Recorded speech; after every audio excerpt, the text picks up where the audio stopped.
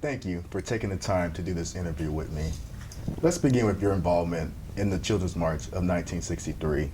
You're one of the many unsung foot soldiers of the Civil Rights Movement that many aren't aware of, and I plan to change that. Introduce yourself to me. I'm Janice Wesley Kelsey. In 1963, I was in the 11th grade at Ullman High School, and I had an awakening. An awakening. Yes. In this awakening, what made you want to march? I attended my first mass meeting, and it was because I had a girlfriend whose mother and sister were in the mass movement's choir, and she would come to school and talk about the mass meetings, and some of what she said perked my interest. But when I attended that meeting, one of the speakers was James Bevel. He was one of the young ministers associated with the movement, and he invited the youth to meet him in the church's fellowship area. This was at New Pilgrim Baptist Church. And he started to pose some questions, and the things that I learned from what he asked made me want to be a part of it. And what did you want to say when you marched? Well, I wanted to say that I was equal to anyone else and entitled to the same privileges and rights as anyone else. And as strange as it may sound, I wasn't completely aware of all of the things that I was being denied. And so when I became aware, I was very much interested in changing that situation. In the 60s, I can't imagine being in Birmingham, Alabama. Obviously, being black in America is already a hardship, but under Police Commissioner Bull Connor, that has to be something else. Describe to me what it was like just going around Birmingham and seeing some businesses that just said whites only or no colors allowed. Well, I was born into that society, so that was all I knew for my first 16 years. I didn't like it. There were things that I really had disdain for, but I didn't think I could do anything about it. For example, if I would ride the bus into downtown Birmingham, there were seats assigned white only and colored only. And sometimes there would be no whites on the bus, and there were no other vacant seats on the bus. And I paid my money, but I could not sit.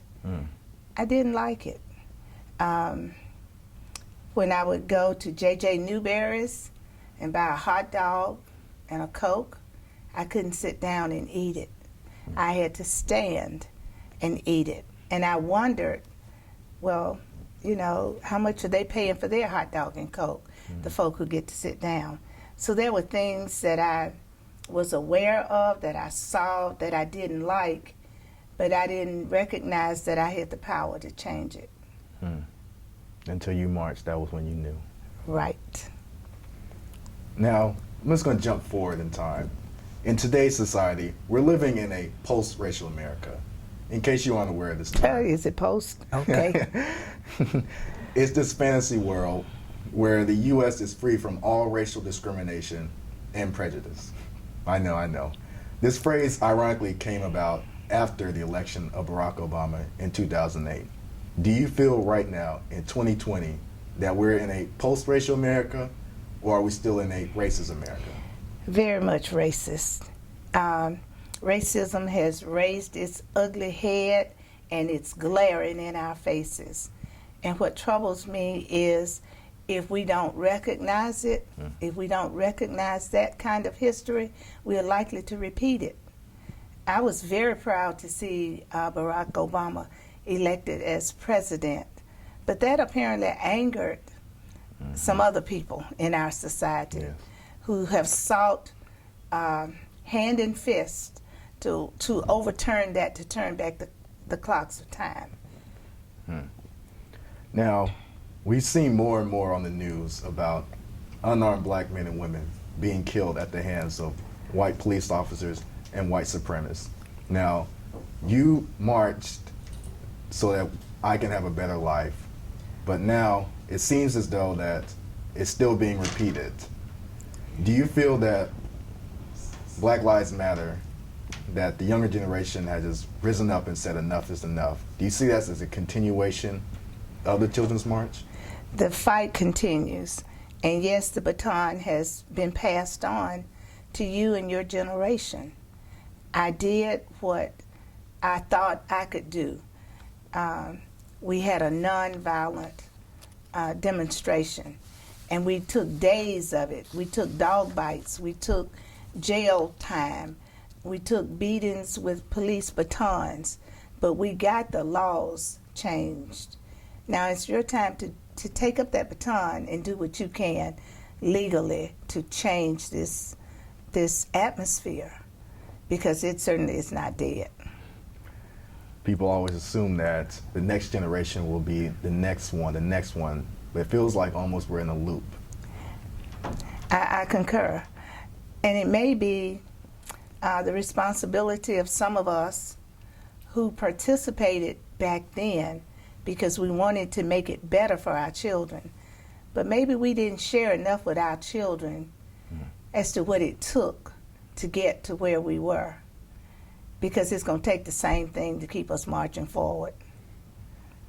Because you were, as a teenager, how much dedication, how much time did it put in to actually get to this point? Well, as a teenager, what I did initially was attend some student nonviolent workshops where I was informed of some of the inequalities that I was subjected to, but not totally aware of. So my first thing, you have to become aware of what's going on and not just accept what somebody says. You've got to find out and do your research and know for yourself what exactly is going on. If that doesn't prompt you to do something about it, I don't know what else it will take. Last question for me. What do you want to say to people about race, and what do you want to see change in the future? Well, the whole premise of what we did was to level the playing field. It was not to make me better than anyone else or give me a leg up. It was just to put me on the same level as everybody else and let me compete like everybody else. Give me the same educational opportunities as everybody else and treat me 100% as a citizen of the United States. That's all I wanted. And I think that's all we want now. I hope that's all we want now. But we have to demand it. And if we don't demand it, other folk not going to hand it to us. People love to say, oh, we're being so emotional, but... You just don't know how emotional I can get about this. Yeah, it took, and I hate to go there, but it took blood sacrifice to get where we were. I know some folk who died trying to get where we are. And it was innocent blood that was shed so that we could get to where we got to. And unfortunately, it may take some more to get us where we want to go. More people may have to make the ultimate sacrifice. Yes, many have. Many You have. mentioned Black Lives Matter. Some folk don't think Black Lives Matter, and they've taken it for granted. So blood is continued to be shed, but we got to put it on the right road and know what it's all about. Thank you, Miss Kelsey. Oh, you're welcome. You're welcome. I'm just Ricky Powell. I am now a 71-year-old man who was involved in the civil rights movement because I needed to expand my horizons. I wanted to be something, and I felt that the way I was living because of conditions of the world were stifling, and so I took a chance. Let's travel back in time to when you were a teenager in Birmingham, Alabama in the 60s. How old were you when you participated? I started when I was 15. I was in the 10th grade at Samuel Oman High School, a school located on the south side of Birmingham. Okay, walk me through it. What made you want to march? Better conditions, opportunities to expand my horizons. I wanted to be in theater, and had an opportunity to see some theater at one of the white theaters here in Birmingham. It was a special arrangement because we were not allowed to integrate theaters at that time. But between my teacher and the director of that theater, we got an opportunity to see a particular play called The Boyfriend that my school, Almond High School, was going to present. And I was going to portray the lead role, so I wanted to demonstrate so that I could get an opportunity to not only just go see it on a special occasion, but at any time I would want to. What did you want to say when you marched? That I'm here, and that I am important, and that everybody who participates in this American experience is important in one way or the other. Now, as a young black male, I think I'm still considered young, I can't imagine what it was like during the 1960s in Birmingham, Alabama. Being black in America is already a hardship, but living in Birmingham under Police Commissioner Bull Connor, that had to been something else. Describe to me walking around Birmingham and seeing, businesses that said whites only or no colors allowed. It was a way of life. I hope it doesn't sound that I'm being flippant or blasé about it. It just was what it was, and though most people found it to be a degradation to our race, because if anybody were to revisit the history of this country, the backbone of this country are the African slaves, the African people, the Negro people, the black people, the brown people, who were brought here against their will to make this place better, and never were given the opportunity to share in the profits of what they had made. Mm-hmm. In today's society, we're living in a post-racial America. In case you aren't aware, I'm sure you are, but a post-racial America is this fantasy world in which the U.S. is free from all racial discrimination and prejudice. This phrase appeared ironically after the election of Barack Obama in 2008. Do you believe right now in 2020 that we're living in a post-racial America, or are we still living in a racist America? I contend that it's more racially biased now than it was even back in the 60s. It's more tribal. It's more alienated because with the election of Barack Obama, my feeling is that white people felt that they were becoming a minority, that they were losing their power, that they were somewhere in there becoming less and less privileged as they had appeared to have presented themselves through the years. White privilege was not something that was taken lightly. It was either a reward for being white, or it was just a reward because you were born into a situation. Now you said something very controversial, quote unquote, when you said that America is more racist. I lived from 1948 to now. I had an opportunity to live in New York, where during the early 70s, it was almost a pie in the sky kind of attitude. There was a lot of work, a lot of theater work. I was working on Broadway. I was touring the world. I had a lot of friends, white, brown, Asian, the whole 9 yards. We all worked together. It was nobody trying to either outdo or outshine the other because of being racially different. We all worked together to accomplish goals and to make sure that some of the things that we all aspired for were accomplished.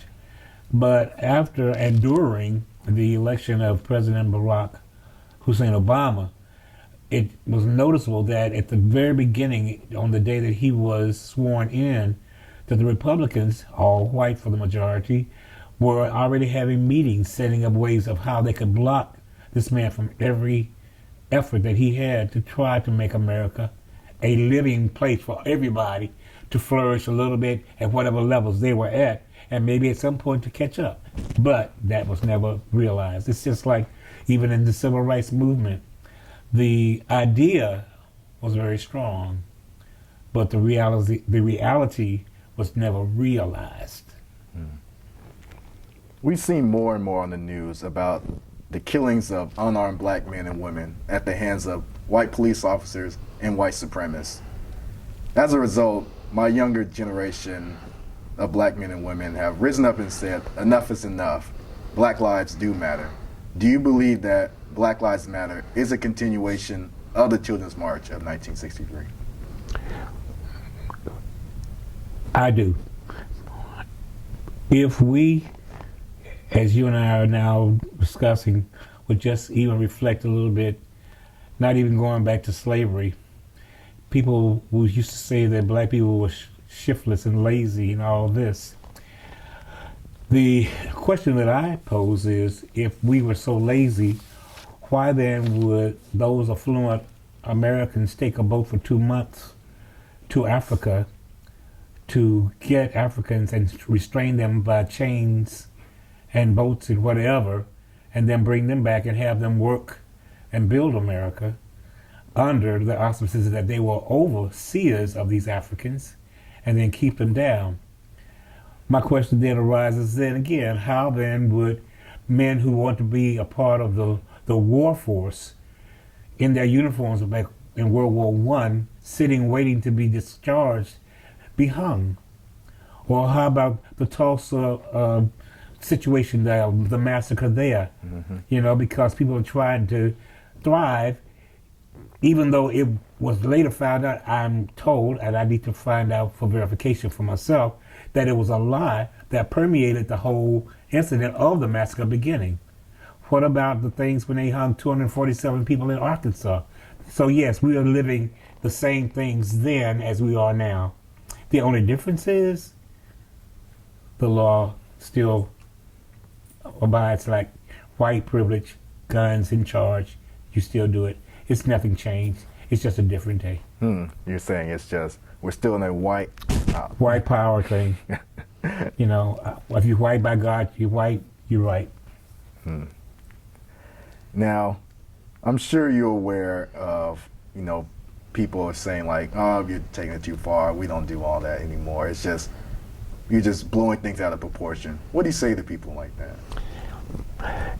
It's a situation where you find yourself, you need to save your breath. Because once an individual has his/her mind made up on how they see or perceive a certain thing, as correct as you may be in your answer to them, they'll never believe it, they'll never agree with it, and they'll never do it. So if you say it once and you find yourself talking to a blank wall or something like that, let it go and go on about your business. Now, Black Lives Matter movement, a lot of white people have pretty much said that these black children, they're just being chaotic. There's no plan involved, or they just want anarchy. But when we go back to the Children's March, you guys were called pretty much the same thing. So what do you say to people like that? If we were just a little bit more